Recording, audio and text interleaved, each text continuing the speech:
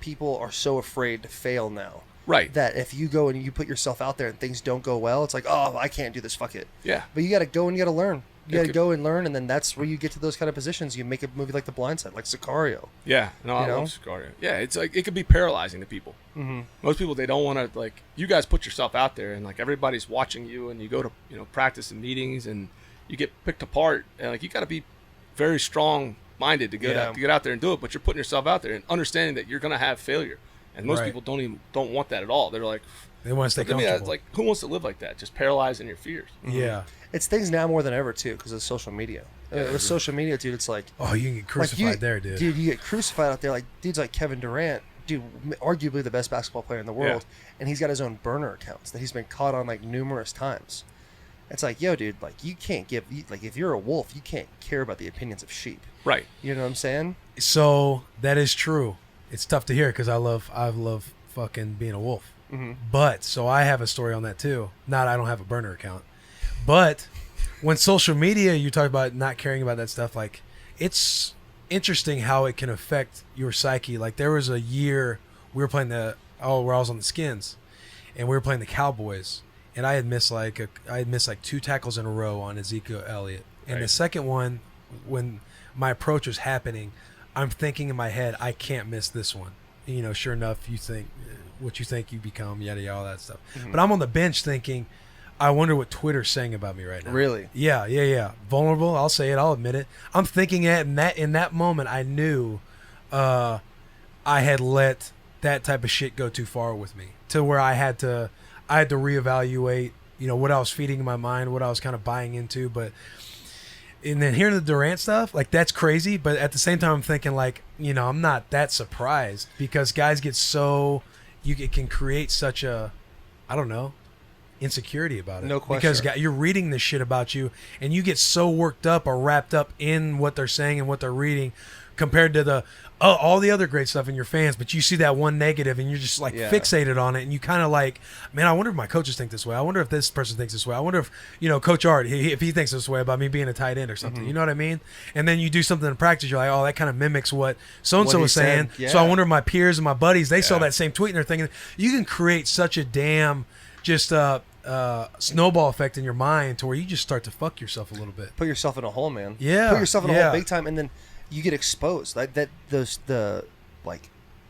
even like it goes as far as like suicide. Like, people are so affected by social media that like it gets crazy to where people are so messed up they think that it can't get any worse than this, or it can't get any better than this. Yeah. No like doubt. This is as worse as it can be. Like, for me, I remember about 3-4 years ago was when Malarkey was the head coach, and we played the Raiders in the home opener. And I went out and I there was that pile. Tajay caught the ball, and I went and I dived in the pile or whatever. I got crucified, dude. I was killed for that. Even Kirk Herbstreit said something like, "You're a fake tough guy. You're this. You're that." He and I have worked out our differences since then. We've definitely have developed some sort of a relationship, a rapport, if you will. But dude, it's crazy. And I get out there, and dude, I'm thinking the same thing. Like, what's people saying? Like, because in my head, I'm like, dude, I lost us that game. Yeah. Like. Because the pressure you put on yourself. You put so much pressure on yourself, and you want to be that guy, dude. Everybody wants to be that dude, especially in sports. I'm sure you did when you played at North Carolina. You were a guard, and you were thinking to yourself, when you got a scholarship, you're like, I'm going to go to the NFL, and I'm going to be this. I'm going to be the next great that, And you cared so much about what everybody said, and it's hard because you're letting everybody in the world talk shit to you by opening your phone. Like, that's what I'm saying. Like, the way that things evolved, like, you can open your phone and get online, and it's like, oh, well, Will Taylor, you guys are terrible. You played like shit or whatever, and you got to read that. So, like, it takes a lot of willpower to be like, who cares? But because it can affect people's decision. You're exactly right. And then going back to the Facebook stuff, the best thing they ever did, which was kind of like an evil genius, was creating the like button. Mm-hmm. It's like a dopamine rush when people sitting there, and like, you see it happen to people all the time. Like, there's like studies on that. You post the pictures. It's like, I only got 90-something likes. I got 150 likes. Like, it messes people's psychology. It sends people in depression. And those people can't separate that. Like, all you're seeing is the best version of somebody's life if you get on Instagram. Yeah, and if you don't know that or whatever, like, people get in a downward spiral about that stuff. Yeah. And I give you guys a lot of credit. Pull that tweet back up. Yeah, no, it's like, that's tough. I mean, because you guys are putting yourself out there, and you're right. I mean, you're human, but you just got to find a way to say, like, look, you're never as great as somebody tells me I am.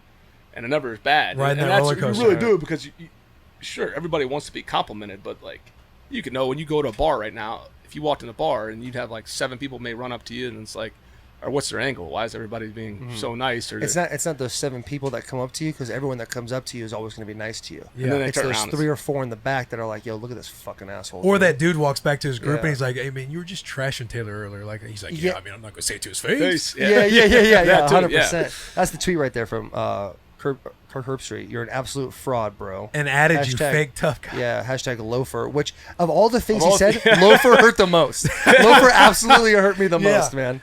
But I remember seeing that, like, dude, because Kirk's like a staple of this town, just like Eddie George is, Right. like Tim McGraw is, like, and so I took that. I'm like, dude, I'm getting killed out there, and everybody followed suit, dude. People were super pissed for good reason too. It wasn't a smart play. You think about finishing all the time, and I mean, I didn't even hit a defender. I like basically gave DeMarco a concussion, dude. I smacked him. Yeah. I smacked him up a little bit, but Yeah, it's kind of It's that. wild. It's Yeah, so kind how- of that humanizing factor and element too. Like you said it earlier. Like you want to be the dude. Like you Yeah. want to seem like you're unfazable, you're untouchable. You see somebody else and you're like, the way he carries himself, he must not.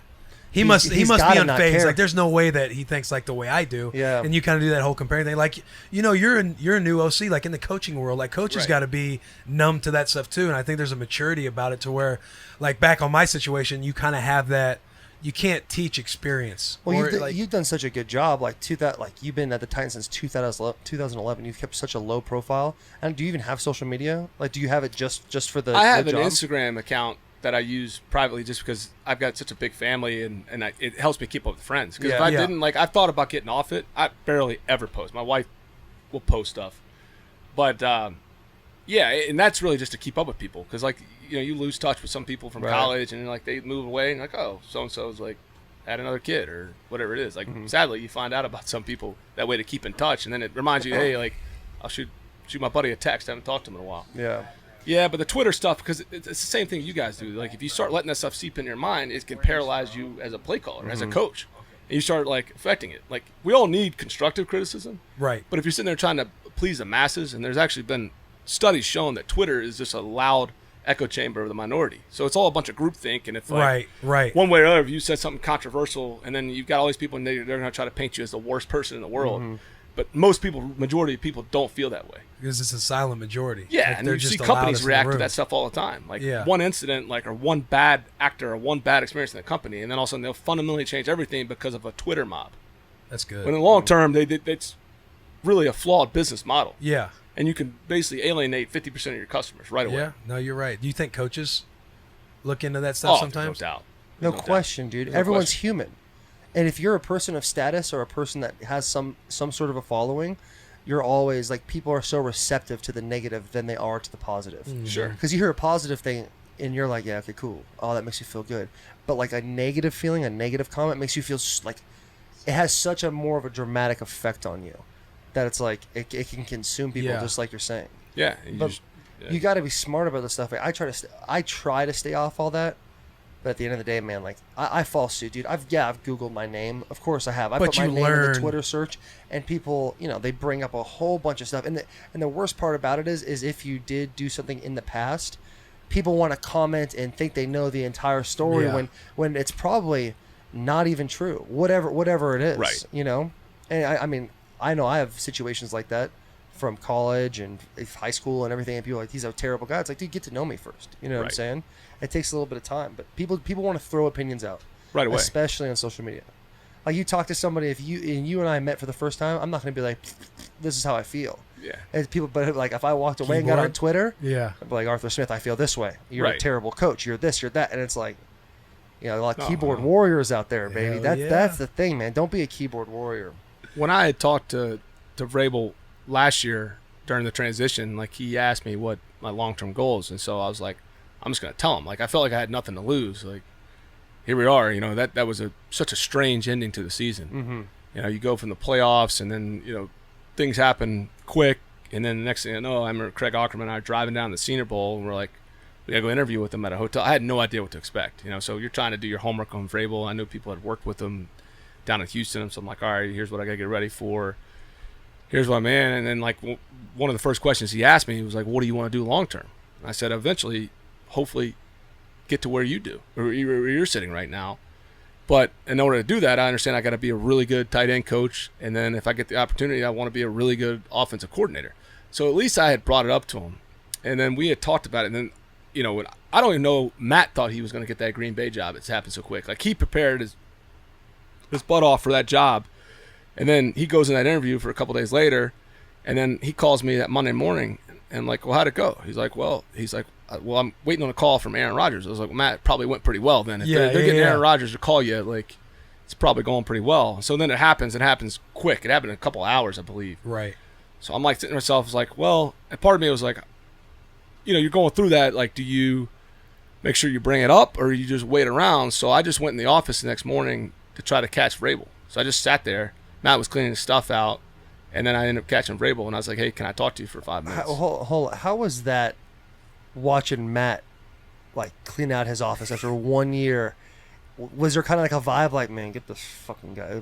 You know what I'm saying? Because I'm not saying that our coaches are like that at all. I'm saying, like, you're with us for a year, and he's kind of leaving. And I love Matt, and I like, if you got a head coach, you got to go. Like, there's a business, Right. You got to go do your thing. May never happen. But like when you go to clear your stuff out, you haven't been fired. You're just like, I'm gonna go take a different job. You see That's the gotta guys, be kind of weird. yeah, You're just like, yeah, because it's like when Farva went to the police in Super Troopers. I love he's that's like, a great character. he's like, Team Ramrod, right, guys? And everyone like circling him up and stuff like that. That's how I see it being. Yeah. Well, in that situation, I guess you're just like, you're happy that, like, Jeb is not waiting outside his door, or like, Yeah. like where it's like bad news.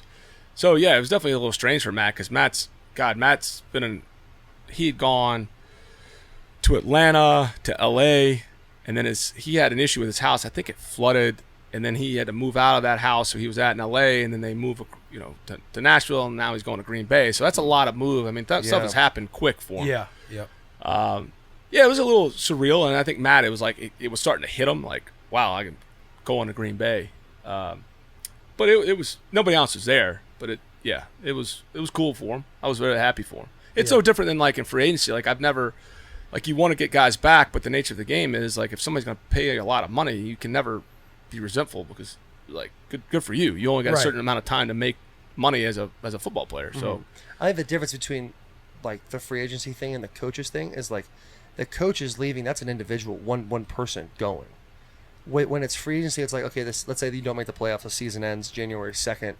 Like, all 53 dudes are like, hey, man, good luck with everything. We'll see you later. Like, everyone's kind of leaving. Like, we're all going to leave together. And you have no idea Everyone what's packs happen. your stuff up. Yeah. And there's, like, probably a dozen or so guys that are either contracts are expiring or whatever.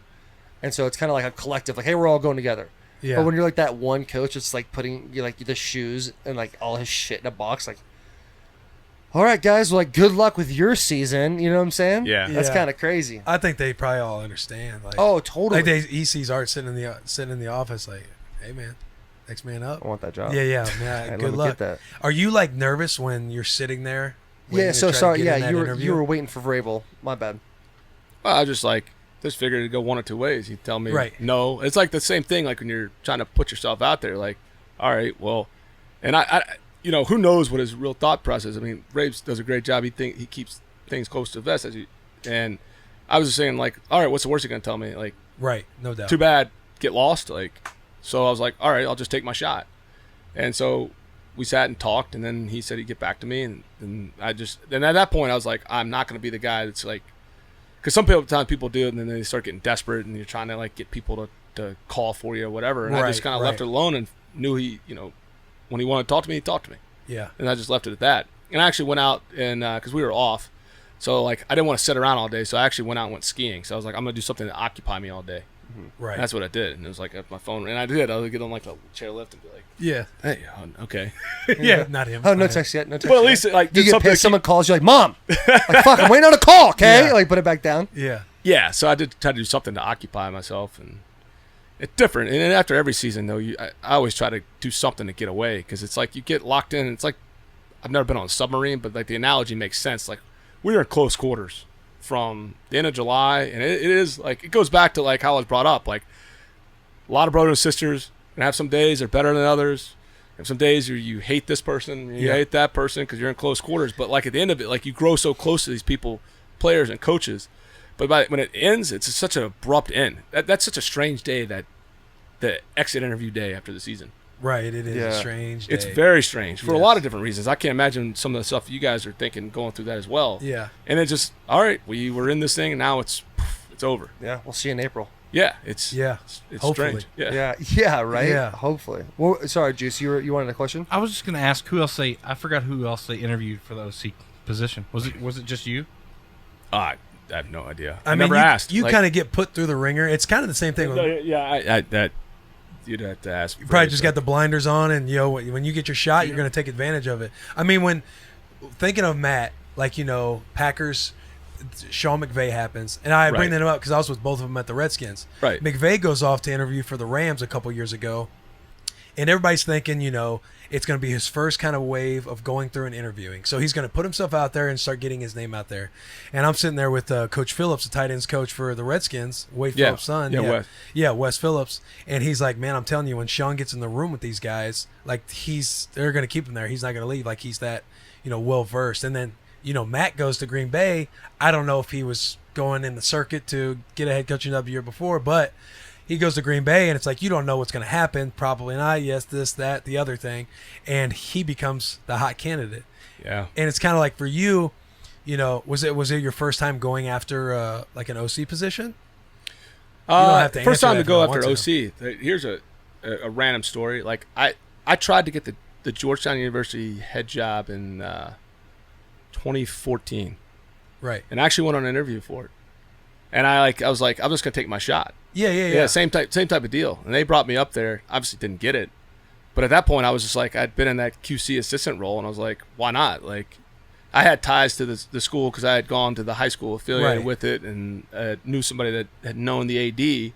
Put in a word, and like, it's such a different world from like Michigan or Nebraska or North Carolina. But I was like, wow, it's worth a shot. Like, I like DC, and so that had helped me at least going through it. Going through it, but I had the same mindset. Like, I had a really good job. Like, this was when Wiz internet turnover, so I was kind of waiting. And I was like, at least I felt like I had something to fall back onto. That was an awesome job in the NFL. If I didn't get it, like, God knows what would happen if I did. Yeah. So at least I had some. Because that's interesting to me, going through like the first experience of something, and you're kind of like, all right, Vrabel, he called me up, I'm coming in. Like, I'm about to. You're trying to do it the best of your ability, and I don't know what experience happens before that compared to if they're asking questions, but you got to be nervous as shit. You know what I mean?